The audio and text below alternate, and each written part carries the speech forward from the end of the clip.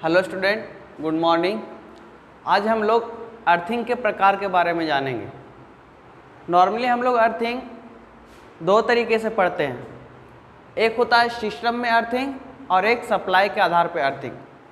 System वाले earthing में plate earthing, pipe earthing, rod earthing और स्प्लिट अर्थिंग के बारे में जानते हैं, जो कि नॉर्मल सभी लोग बताते भी हैं।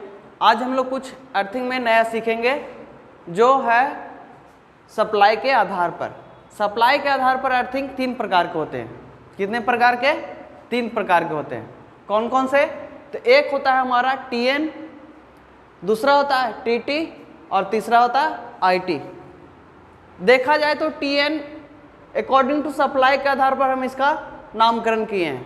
टीटी भी सप्लाई के आधार पर और आईटी भी सप्लाई के आधार पर किया गया है। टीटी में क्या होता है कि इसमें जो कंज्यूमर होता है और जो सप्लायर होता है, इसके बीच एक कम्युनिकेशन होता है, जिसमें यह बताया जाता है कि टीएन प्रकार के अर्थिंग प्रणाली में जो कंज्यूमर होगा, कंज्यूमर के लिए अर्थिंग की व्यवस्था सप्लायर खुद करेगा, जैसा कि आप फिगर में देख पा रहे होंगे। यह हमारा टीएन प्रकार का फिगर है, जिसमें L1, L2, L3, N मतलब न्यूट्रल और PE का मतलब हो गया प्रोटेक्टिव इक्विपमेंट्स। जो हमारा जो डिवाइस होगा वो जो कनेक्ट होगा उसी के आधार पर ये हमारा है PE प्रोटेक्टिव इक्विपमेंट्स। इसमें आप देख पा रहे होंगे ट्रांसफार्मर, ये जो कॉइल जैसा दिख रहा है ये हमारा ट्रांसफार्मर है। ट्रांसफार्मर को स्टार में कनेक्ट कर दिया गया है और ग्राउंड कर दिया गया है। साथ ही साथ जो न्यूट्रल है उसको भी ग्राउंड कर दिया गया है और प्रोटेक्टिव इक्विपमेंट्स जो कंज्यूमर का जो भी उपकरण होगा उसको एक वायर के थ्रू क्या किया गया है? ग्राउंड किया गया है। ये व्यवस्था हमें सप्लायर के थ्रू ही दिया जा रहा है, इसलिए इस व्यवस्था को हम लोग क्या बोलते हैं? टीएन प्रकार की व्यवस्था या टीएन प्रकार की सप्लाई। अब आते हैं हम लोग टीटी।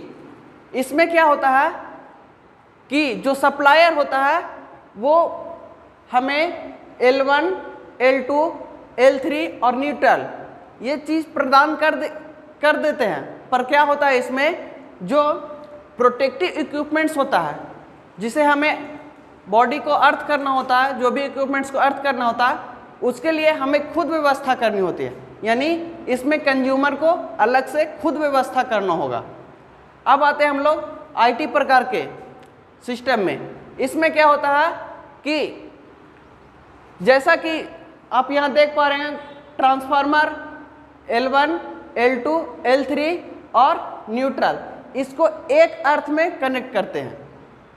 और साथ ही साथ जो कंज्यूमर है, कंज्यूमर के लिए जो सप्लायर होता है वो व्यवस्था तो देती है, लेकिन एक अलग से हमें क्या करता है? प्रोटेक्टिव इक्विपमेंट्स के लिए तार लाती है। ये जो तार होती है, इस तार में कुछ न कुछ अपना रेसिस्टेंस होता है, इसलिए इस विधि को हम आईटी सिस्टम प्रणाली भी बोलते हैं और इसी विधि को हम बोलते हैं इम्पीडेंस मेथड।